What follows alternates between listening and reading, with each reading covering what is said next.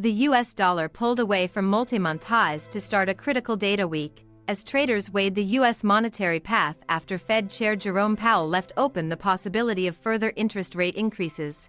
The dollar was the weakest against the euro, which was supported by a Reuters report suggesting that risks are skewed for an ECB pause in September.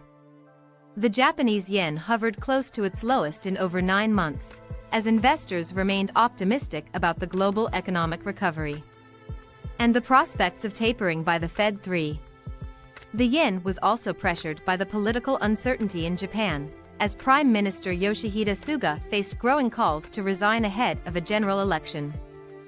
The British pound kept losses below 1.2600, as reduced bets for a 6% bow peak rate added to the weight on cable 3.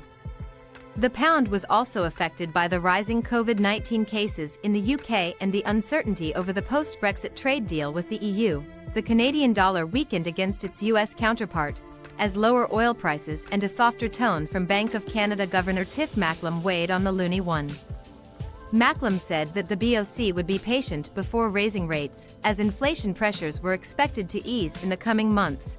The Australian dollar edged higher against the greenback, as Beijing's decision to have stamp duty on stock trading helped to lift the Aussie. The Aussie was also supported by upbeat comments from Reserve Bank of Australia Deputy Governor Guy Debelle, who said that the RBA would not tighten policy until actual inflation was sustainably within the 2 to 3% target range.